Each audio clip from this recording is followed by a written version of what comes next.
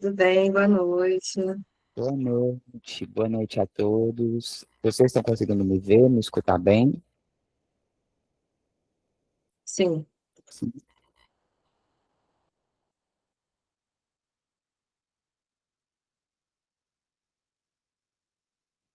Pedro, você já pode ir se apresentando, tá bom? Posso? Uhum. Ok, só um instante aqui. Bom, gente, boa noite. Meu nome é Pedro Tocantins, sou psicólogo, sexólogo clínico e jurídico, com formação em psicopatologias existenciais e sou pós-graduando em neuropsicologia.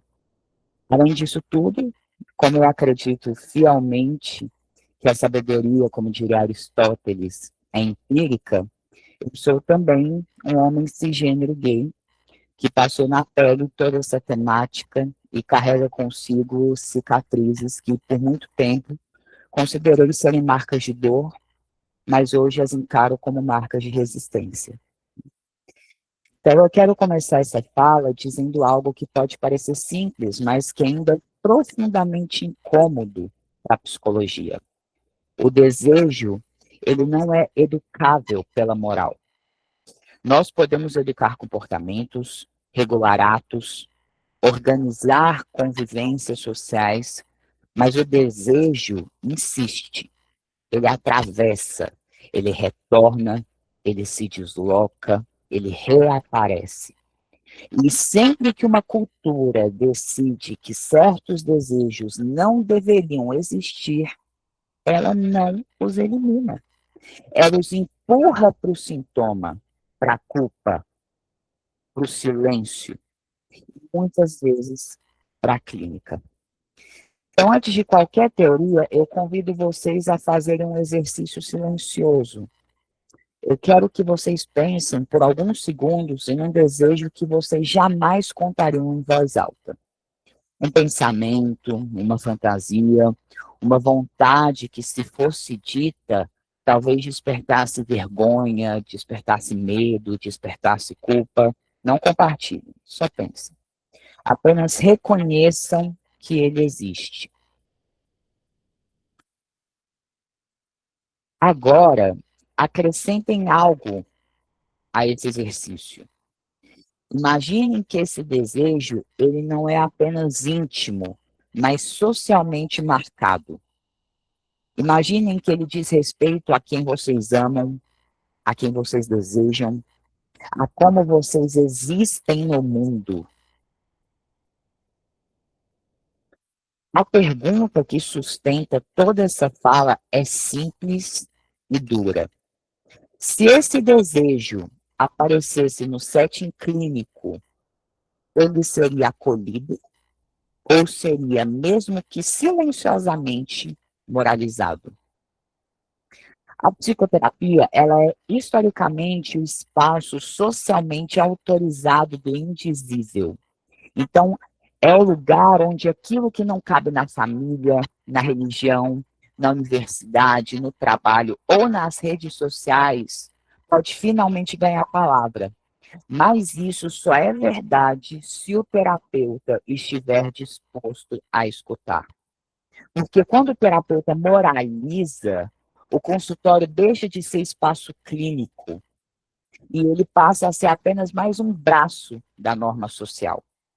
A clínica, ela não acontece no vácuo, ela acontece dentro do corpo, da história, dos valores, dos medos e das convicções do terapeuta.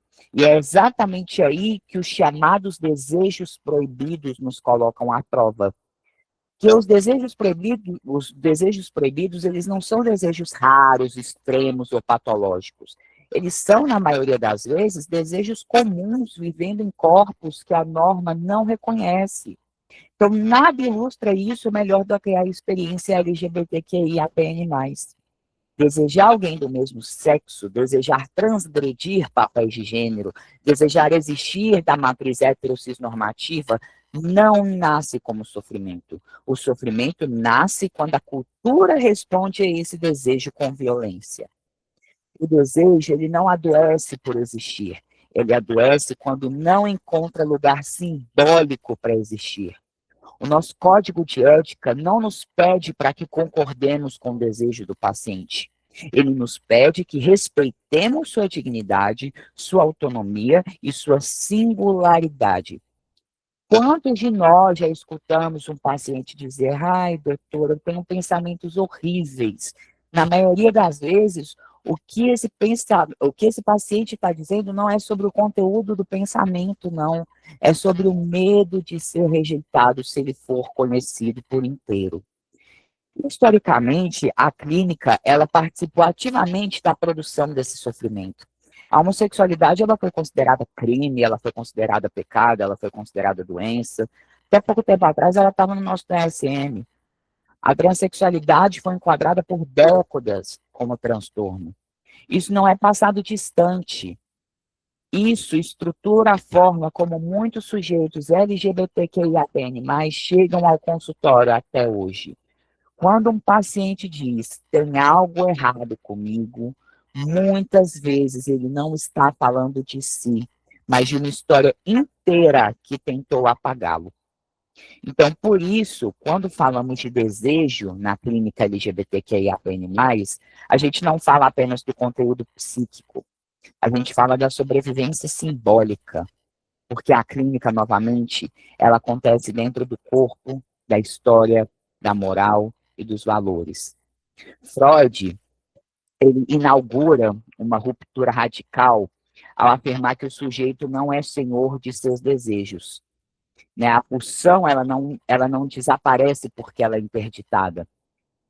Tem o livro Mal-Estar na Civilização, ele nos mostra que toda civilização se constrói à custa da renúncia pulsional. Mas aqui é preciso radicalizar essa leitura. Nem todos sofrem do mesmo jeito e nem pelo mesmo motivo.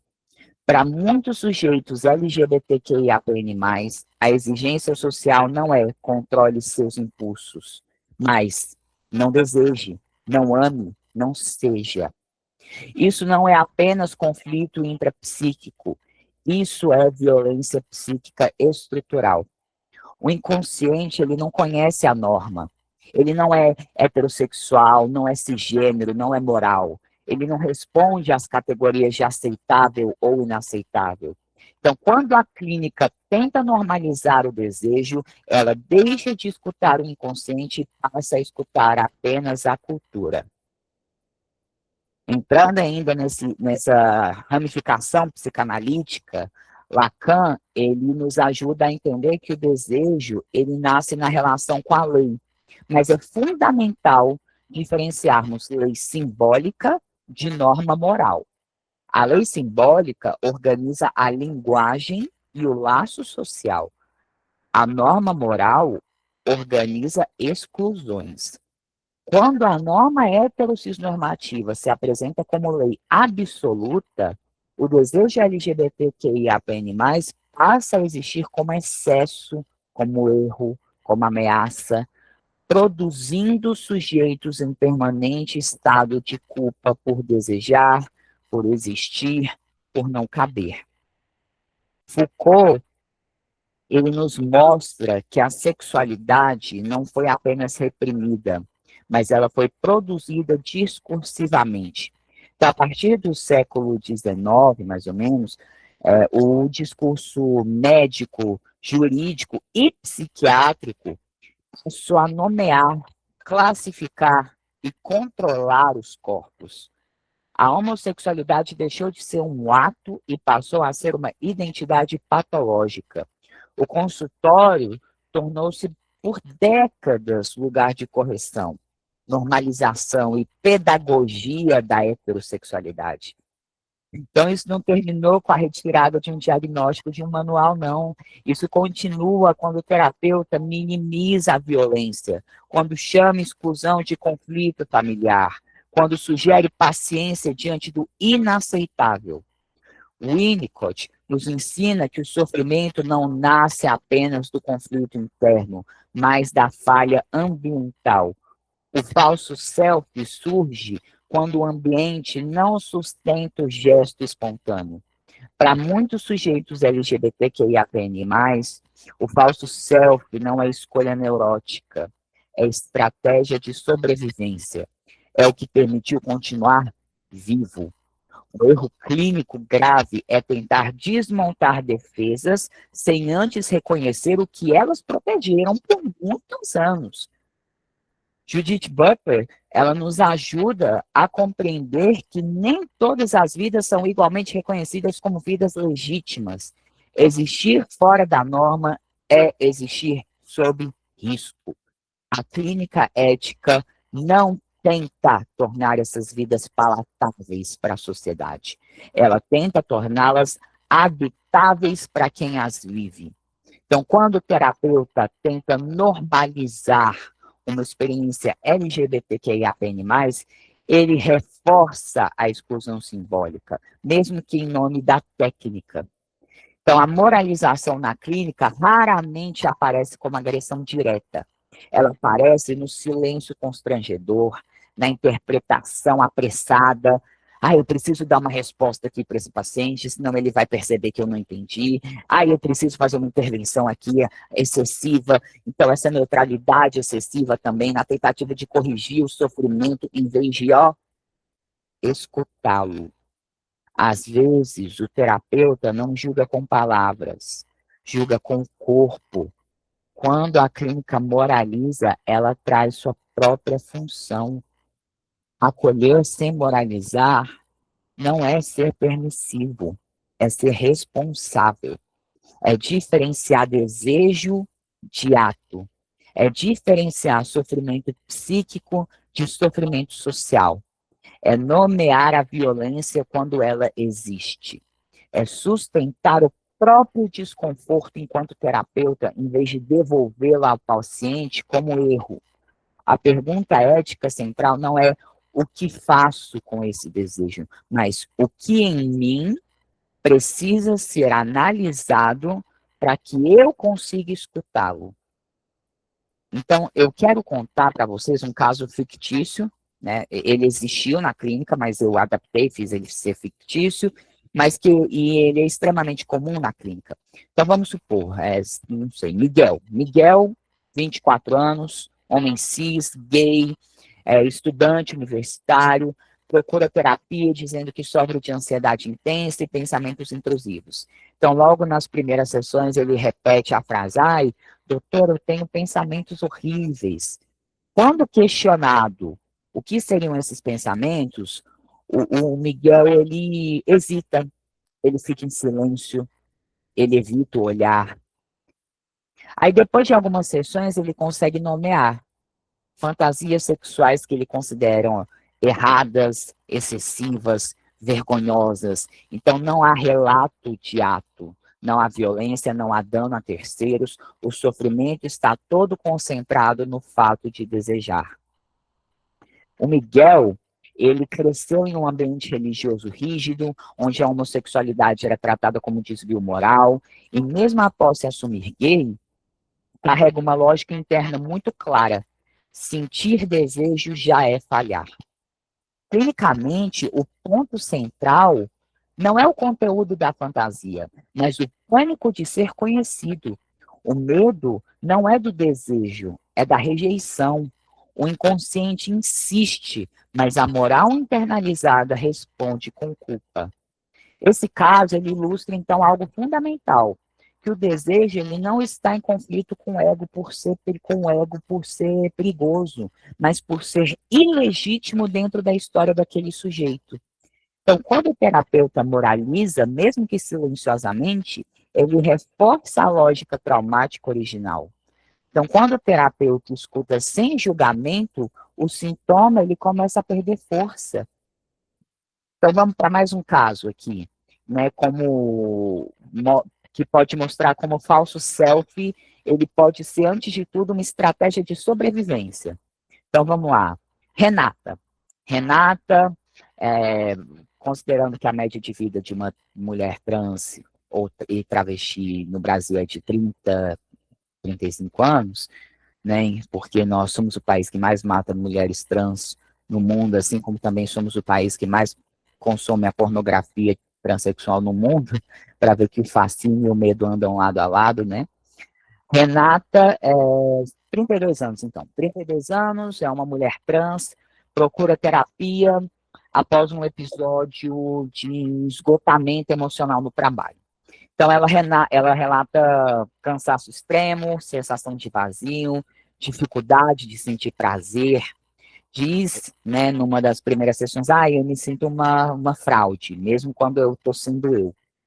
Então, Renata, ela passou grande parte da vida adaptando sua expressão de gênero para evitar rejeição familiar, para evitar violência social, para evitar perda de oportunidades profissionais. Ela desenvolveu uma habilidade refinada de ler o ambiente e ajustar sua forma de falar, de andar, de se posicionar. Por que as mulheres trans estão no mundo da prostituição? Vamos lá, um trabalho que muitos consideram inferior, né? O serviço doméstico. Então, uma pessoa, uma casa que precisa de uma funcionária. Duas pessoas, duas mulheres, uma cis e uma trans, entram no cargo com as mesmas competências, com a mesma idade. Você acha, no cenário político em que vivemos, no país em que vivemos, você acha qual dessas duas mulheres vai ser escolhida para ser secretária do lar? É óbvio que ela vai para a prostituição, considerando, inclusive, que o corpo transexual no Brasil, ele é objetificado o tempo inteiro, né? Então, na clínica, surge um conflito importante. Quando começa a se sentir mais segura para existir, a angústia aumenta. O falso self começa a falhar, e isso assusta. Um terapeuta despreparado poderia interpretar isso como resistência, como regressão, como sabotagem do tratamento, mas a partir do que a gente falou lá de Winnicott, é possível compreender que o falso self foi o que garantiu continuidade da vida psíquica. Ele não deve ser desmontado à força, mas ele deve ser honrado antes de ser transformado. Então vamos para um outro caso, Lucas. Homem cis, bissexual, chega na terapia falando de sintomas depressivos, desesperança, sensação de inadequação constante. Diz que já passou por outros terapeutas e ouviu frases, por exemplo, talvez você precise se aceitar mais, né? Pirim, pim, pim. Ou, isso parece um conflito interno seu. Lucas, ele relata episódios recorrentes de discriminação, de invalidação afetiva, de rejeição familiar e experiências de apagamento da sua bissexualidade, inclusive dentro da própria comunidade LGBTQIAPN+. Então, o sofrimento do Lucas, ele não se organiza em torno do desejo em si, mas da violência simbólica contínua. Então, quando o terapeuta tenta localizar o problema exclusivamente no mundo interno, ele acaba individualizando uma dor que é estrutural. Aqui a ética clínica exige nomear a violência. Nem toda angústia é intrapsíquica. Algumas são produzidas socialmente. A neutralidade, nesse caso, não é técnica, é omissão. A clínica não é lugar da normalização, é o lugar onde a singularidade encontra palavra. Para sujeitos LGBTQIAPN+, ser escutado sem moralização não é técnica avançada, é condição mínima de cuidado. Não existe clínica ética sem coragem. Coragem de escutar desejos que a história tentou apagar. Coragem de não transformar sofrimento em erro. Coragem de não usar a psicologia como instrumento de correção social. Então, aqui eu deixo essa reflexão para vocês. Como nós estamos acolhendo na clínica, ou como nós iremos acolher na clínica sem moralizar, diante de uma sociedade patriarcal, misógina, machista, homofóbica e transfóbica. Psicologia é resistência. E se você não está pronto para resistir, para acolher e para escutar, você não está pronto para a clínica. Muito obrigado. Obrigado pela atenção. E agora eu abro espaço para perguntas, para discussões.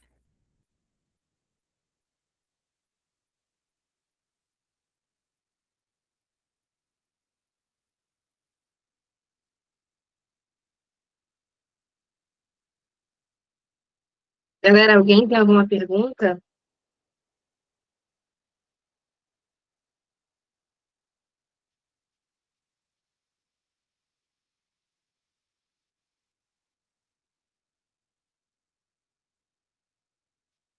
Excelente palestra. Gostaria de pontuar aqui, enquanto o pessoal está escrevendo ali. Gente, mergulhada nessa oratória, incrível, maravilhoso e profunda, porque refletiu muitas das dores, né, que a gente vivencia durante a nossa trajetória, né? Sim, E como que, às vezes, o silêncio, ele é uma forma de violência, né? É um sim, apagamento, sim, tanto na clínica quanto na formação dos psicólogos, né? com De ver esse certeza. silêncio